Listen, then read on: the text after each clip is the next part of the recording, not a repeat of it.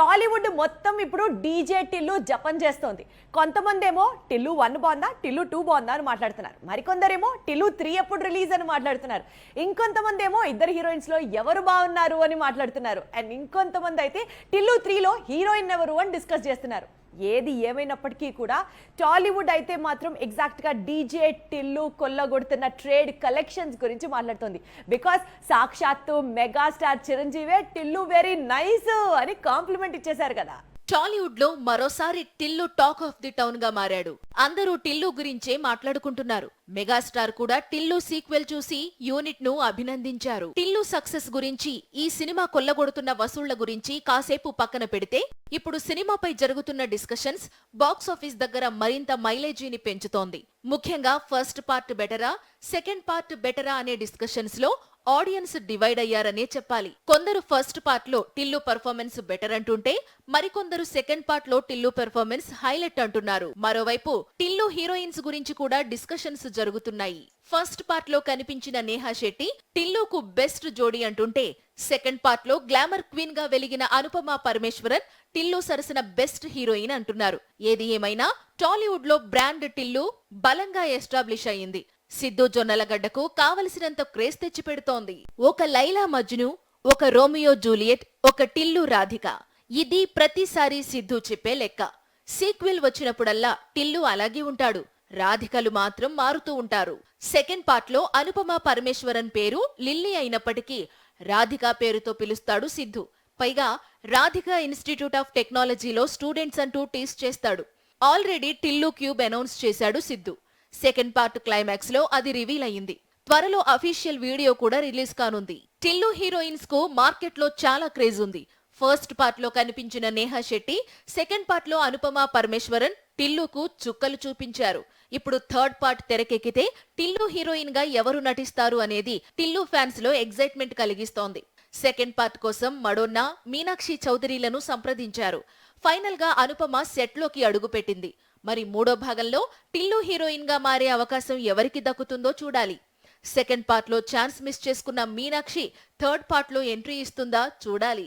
మార్చి ఎండలకి ఎక్కడికక్కడ హిట్స్ అందుకున్నాయి ఆ పర్టిక్యులర్ సినిమా యూనిట్లు. వాస్తవానికి ఈ స్పీడ్ పేస్ ని అందుకోలేకుండా కాస్త వెనకబడింది కాలీవుడ్ మాత్రమే. ఇన్ఫాక్ట్ కాంగ్ వచ్చిన తర్వాత కాలీవుడ్ కాస్త ఎక్కువే కనెక్ట్ అయినట్లు కనిపిస్తోంది. అసలు కాలీవుడ్ ఏంటి, కాంగ్తో కనెక్షన్ ఏంటి అని కదా మీరు అనుకుంటున్నారు. Here we go. 2024 first 3 months లో టాలీవుడ్ బాక్స్ ఆఫీస్ పెర్ఫార్మెన్స్ చాలా పూర్గా కనిపించింది. సంక్రాంతికి రిలీజ్ అయిన సినిమాలు తప్పితే ఆ తర్వాత టాలీవుడ్ కు బ్లాక్ బస్టర్ లేదు.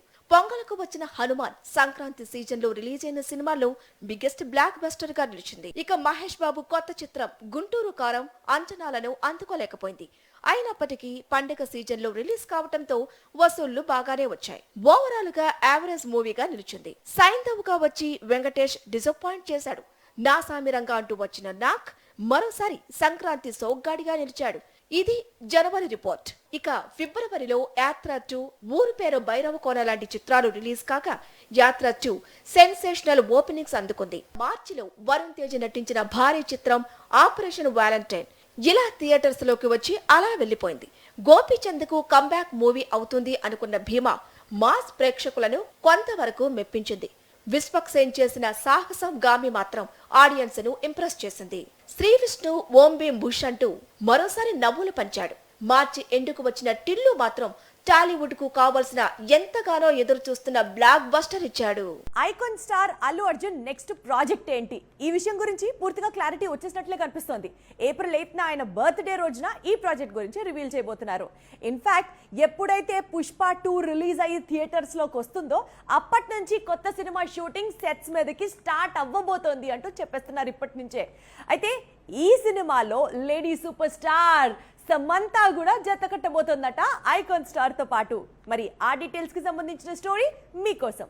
జవాన్ లాంటి బ్లాక్ బస్టర్ తరువాత తమిళ దర్శకుడు అట్లీతో అల్లు అర్జున్ మూవీ చేస్తున్నాడు అంటూ ఇంతకాలం రూమర్స్ వినిపిస్తూ వచ్చాయి. కానీ ఏప్రిల్ 8న ఐకాన్ పుట్టిన రోజున ఈ కాంబినేషన్ లో మూవీ అనౌన్స్మెంట్ రానుంది. అట్లీ దర్శకత్వంలో అల్లు అర్జున్ నటించే మెగా మూవీ లాక్ అయింది. ఆగస్టు 15న పుష్ప 2 రిలీజ్ అవుతోంది. ఆ తరువాత సెప్టెంబర్లో హాలిడే ట్రిప్ కు వెళ్లనున్నాడు బన్నీ. అక్టోబర్ నుంచే అట్లీ దర్శకత్వంలో ఐకాన్ నటించే న్యూ మూవీ రిలీజ్ కానుంది. అల్లు అర్జున్ కెరీర్ లోనే హైయెస్ట్ బడ్జెట్ తో ఈ చిత్రం తెరకెక్కనుంది. ఈ చిత్రంలో హీరోయిన్ గా ముందు త్రిష పేరు వినిపించింది. కోలీవుడ్ లో టాప్ ఫామ్ లో ఉన్న త్రిష అట్లీ న్యూ మూవీలో హీరోయిన్ అని కోలీవుడ్ కన్ఫర్మ్ చేసింది. కానీ ఆ తరువాత సమంత పేరు తెరపైకి వచ్చింది. అట్లీ దర్శకత్వంలో తెరకెక్కిన తెరీలో సమంత హీరోయిన్ గా నటించింది. ఇప్పుడు ఇదే కాంబినేషన్ రిపీట్ అవుతున్నట్లు సమాచారం. బన్నీతో సన్ ఆఫ్ సత్యమూర్తిలో నటించిన సమంత పుష్ప 1 లో మెరిసింది. ఇప్పుడు పాన్ ఇండియాను షేక్ చేసేందుకు శామ్, బన్నీ రెడీ అవుతున్నారు.